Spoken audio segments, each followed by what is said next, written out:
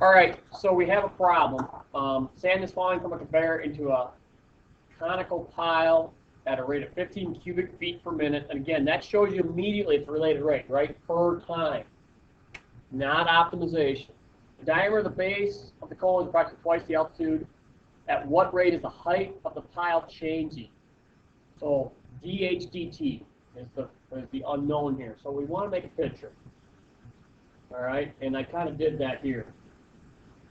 You have a conveyor running sand. You can see the sand coming over the top here, falling into a conical pile. And again, like I said, the diameter was twice the height. This is the second sentence, okay? The diameter of the base of the cone is approximately twice the height of the altitude. At this point, we need to relate volume to height. We know that a cone is 1/3 pi r squared h. In this case, 1/3 area of the base times height. So maybe at this point, I'd come back over here and I would write, we know the diameter is 2r. And we also know that, so the raise and the height are the same. It makes a clean problem. That happens a lot. All right? We also know that dV/dt, the volume change per time, is 15 cubic feet per minute. And lastly, it's asking us to find the rate of change of the height when the pile is 10 feet high. Okay? All right. So I'm going to make this a little longer than I need to, guys, because I'm going to make a mistake on purpose right now. If I tried to differentiate this right now without doing some substitution, I would have a product rule. You guys agree? Because I have two variables, r and h. If I took the derivative of that right now without doing substitution, if I took the derivative of r first, it would be this, dr dt, okay? Plus, now I'd have to do derivative of the other, of h, which would be 1/3 pi r squared, dh dt, and here's the problem. I can't solve this because I don't know dr dt, I don't know dh dt, I have too many variables, too many unknowns. It is much simpler, and I suppose you can say, well, Mr. Anderson, couldn't you get dr dt over here and say dr dt equals dh dt? Yes, but that's a ton of work. It's always best to take care of that to one variable. So I want to plug in r equals h into this, and I want to find h, so I'm going to substitute for r. I'm going to get 1/3 pi h squared h, which is h cubed, right, everybody? So my equation that I want to take the derivative of with respect to time, so we don't want to write v prime and h prime, guys. It has to be dv dt and dh dt.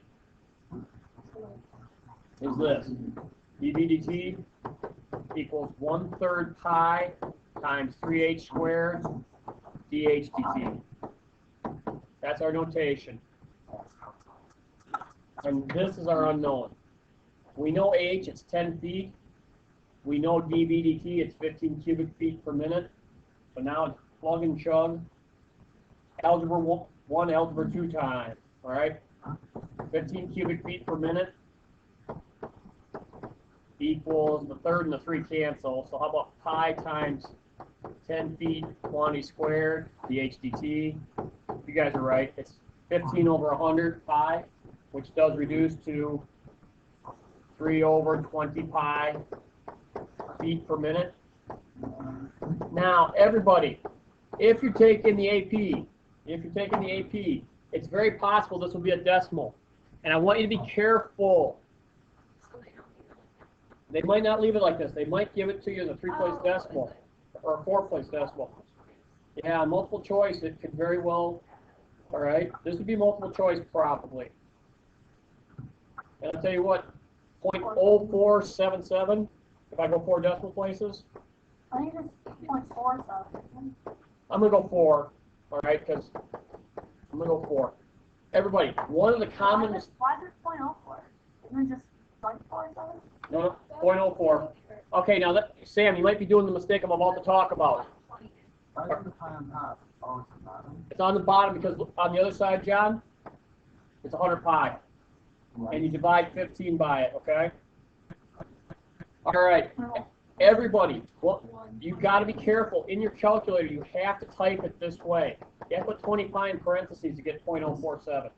If you accidentally type this, it will not give you the right answer. It'll give you 0.15 of pi. That's what he almost canceled my office. Yep. One All right, so it's not changing much at all, guys. 0.0477. If you're curious, how many inches is that? Times 12. It's changing half an inch a minute. The height is changing half an inch a minute. Pretty realistic problem. Okay. That's pretty fast. That's a lot of gravel.